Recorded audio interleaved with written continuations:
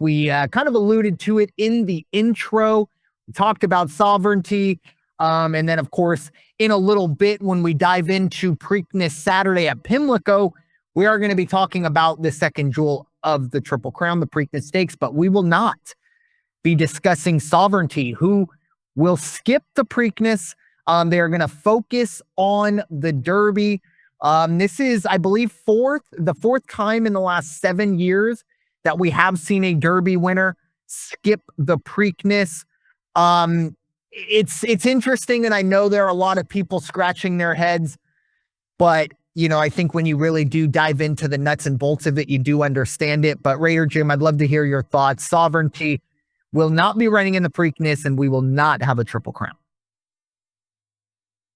Yeah, it's almost like this is not apples to apples by any means, but when you hear about the D1 quarterback who's not going to go to the bowl game because he's going to enter the draft.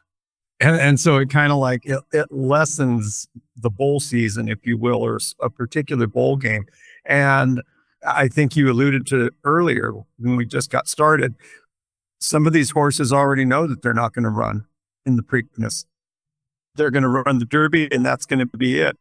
And quite honestly, as I did a little bit of research on this, since 1948, we've only seen 5 Triple Crown winners.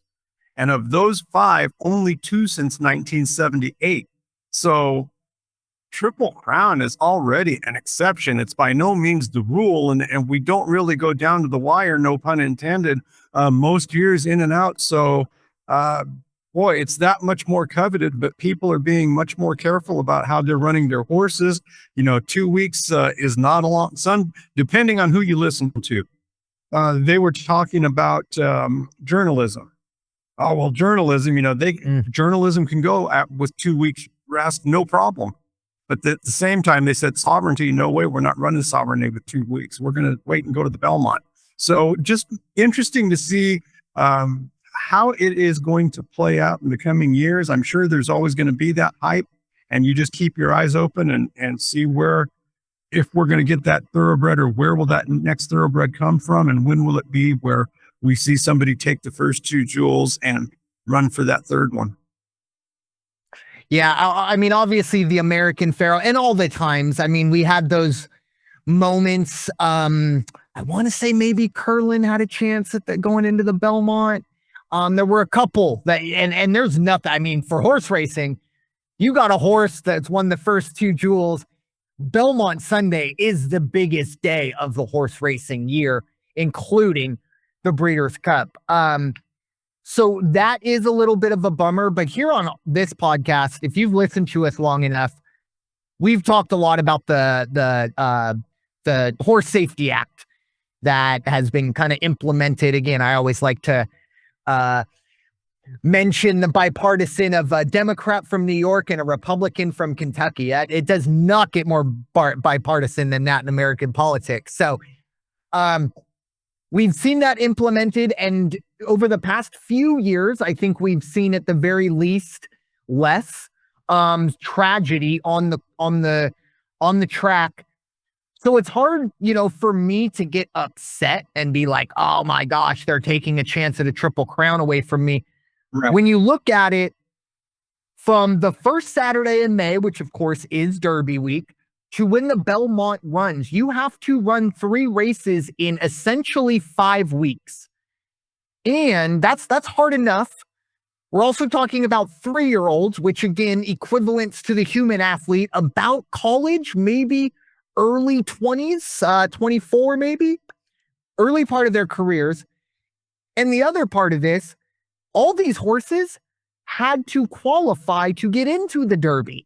So they've been running since January, February, March. Some of these horses that run in all 3 Triple Crown races, if they choose to, they might have 6 or 7 races, 2 weeks after Memorial Day? And then what? I mean, do you plan on trying to go to the Breeders' Cup? Well, guess what? Here's 2 or 3 more qualifiers you need to get into just to get, and now we're looking at 10 races for a 3-year-old. So again, as much as I want the Triple Crown to be possible and to have that drama, I can't essentially have my cake and eat it too, which, by the way, I absolutely hate that phrase. Like, if you're getting me cake, I'm going to eat it as well. But anyways, I can't sit here and say we need to keep these horses safe. You need to do more. And then lambast the Sovereignty and Connections by saying, why won't you race this horse 2 weeks after? Oh, and by the way, all of these races are 2 turns, with the Belmont being essentially the longest race pretty much in North America besides the 1.5-milers. So I just think there are too many things that just, it opens you up to tragedy. It opens you up to horses breaking down at 3 years old, which you don't want horse to break down ever, but especially not at 3 years old.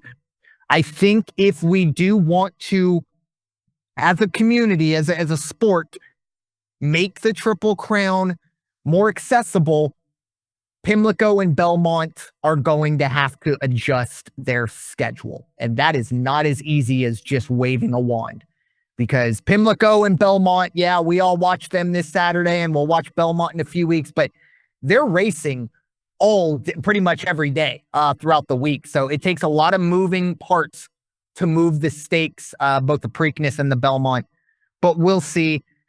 But if you're going to tell me that in order to keep it to the point where we don't have to talk about horses breaking down on this podcast, but we're also not going to be able to talk about a Triple Crown winner, I personally think that's a fair trade. And I'm okay with that.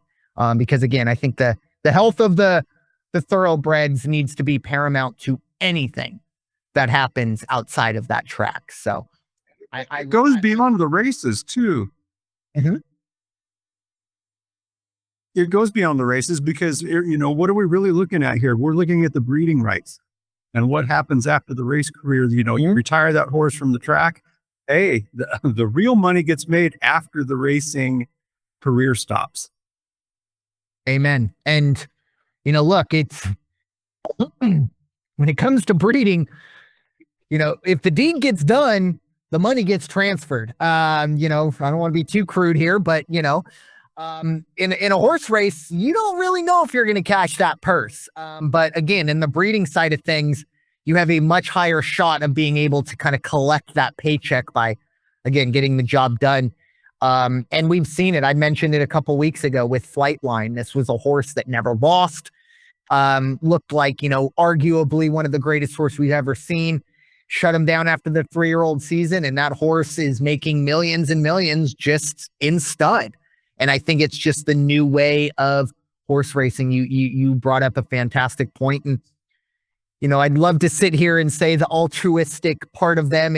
We just want these horses to live a long time. But you're right. There is the back end of this. Like, hey, we are expecting X number on the back end post racing career. And a Kentucky Derby win, that sounds just as good as a Triple Crown win, as crazy as it sounds. Absolutely. At least in the breed side of things. Yeah.